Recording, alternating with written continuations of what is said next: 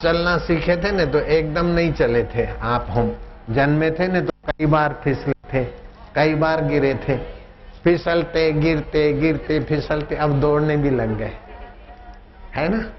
ऐसे ही फिसलते फिसलते भी भगवान के रास्ते दौड़ने भी लगोगे। अच्छा, अब टाइम हो रहा है, गाड़ी आगे चलेगी। राम राम।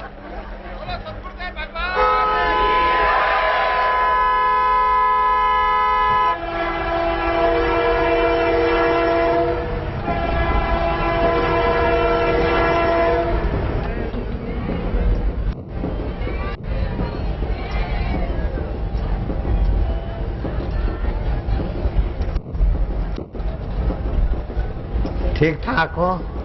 आनंद मंगल गुलगुली हो रही है। स्टेशन स्टेशन पे सत्संग।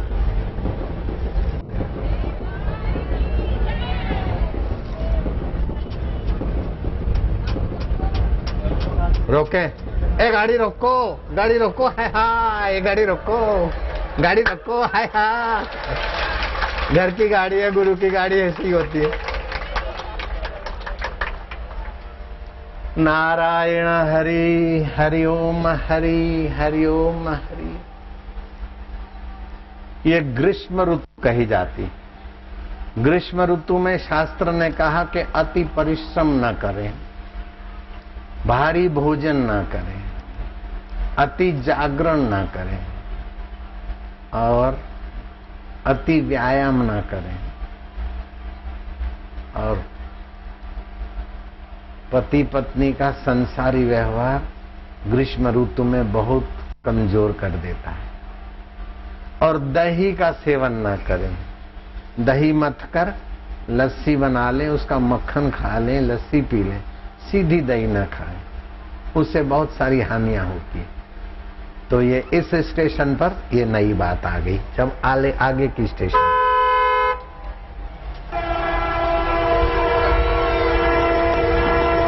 मजे आ रहे हो?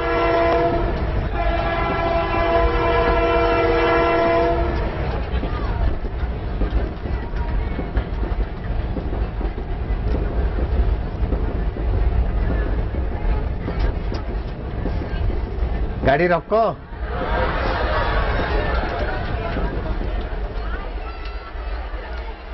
एक था राजा, इस स्टेशन की कथा है। एक थी रानी। शुरू हो गई कहानी। बोलो, कौन था राजा, कौन थी रानी, क्या हो गई कहानी? अंतरात्मा था राजा, उसका फुरना चेतना है रानी। फिर आंखों के द्वारा देखने की कहानी, कान के द्वारा सुनने की कहानी, जीभ के द्वारा चखने की कहानी, नाक के द्वारा सूंघने की कहानी, त्वचा के द्वारा स्पर्श की कहानी। दिन भर ये कहानी होकर बदल जाती है और फिर वो वृत्ति राजा के चरणों में आ जाती।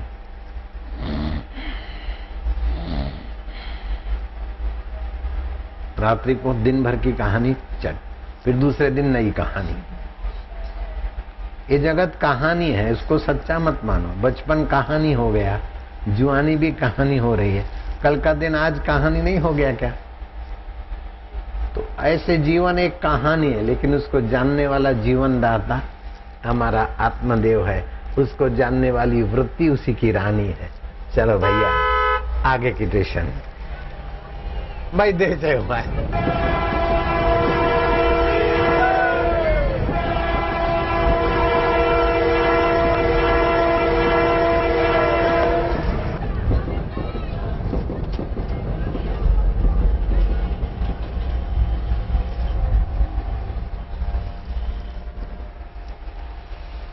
नारायण नारायण नारायण, ये तो मुख्य जंक्शन है।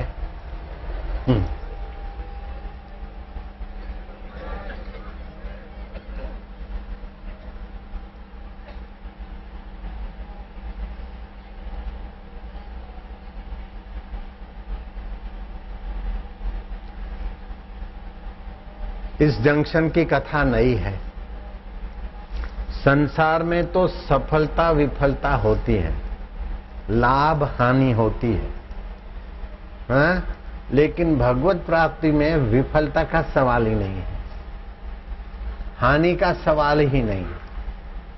अर्जुन ने पूछा कि आप बोलते हैं कि ईश्वर के रास्ते चलो, ईश्वर के रास्ते चले और ईश्वर प्राप्ति नहीं हुए,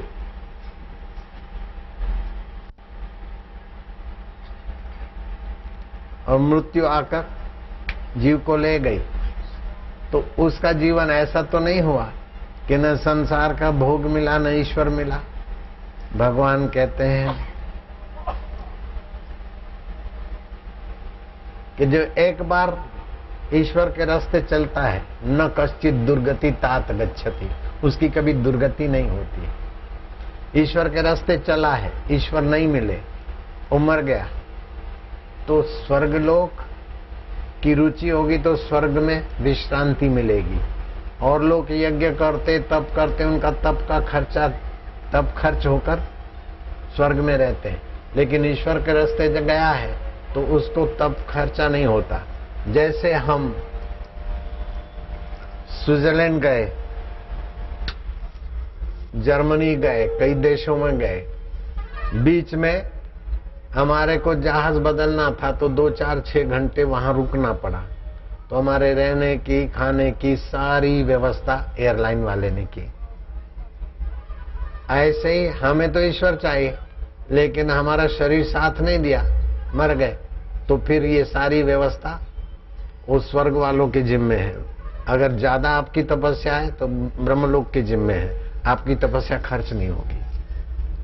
और जगह आप कहीं जाओ तो आप रुके तो आपके खर्चा होगा, होटल का, खाने का, पीने का, इसका उसका।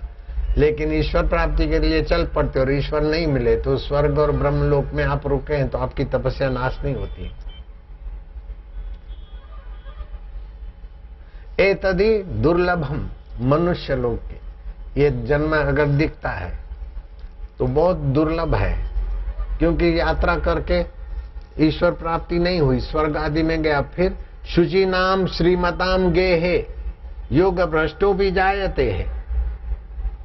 शुद्ध कुल वाले के घर में, अच्छे जमींदार से साहूकार पवित्र घर में जन्म लेगा, अथवा तो किसी जोगी के घर जन्म लेगा, और फिर सब सुविधाएं होने के बाद भी वो ईश्वर की तरफ चल ही पड़ेगा। जैसे हमारे पिताजी नगर सेठ थे, सुविधाओं की कमी नहीं थी, फिर भी अगले संस्कार ले चले।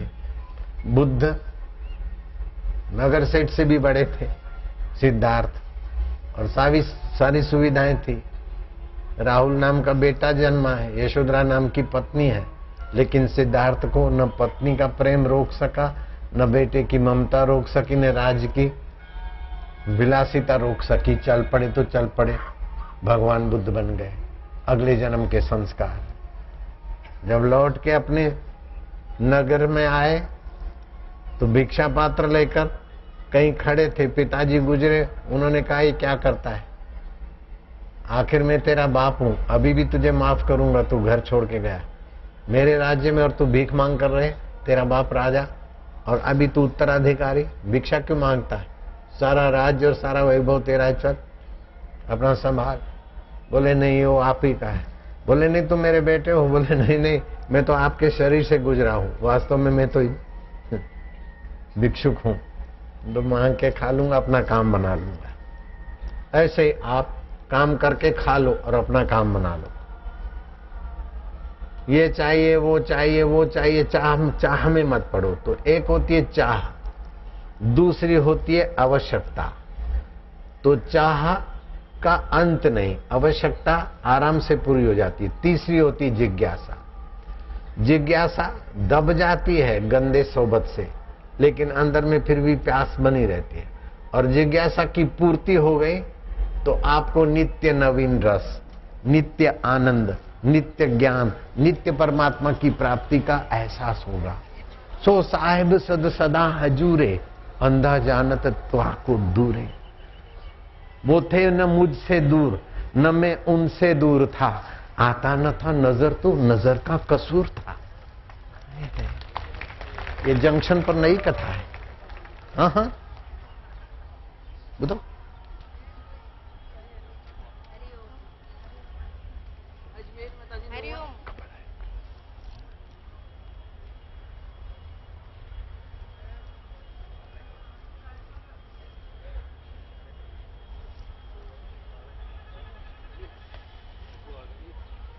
राजेंद्र मिश्रा आहे कुलपती हे जे पाहणे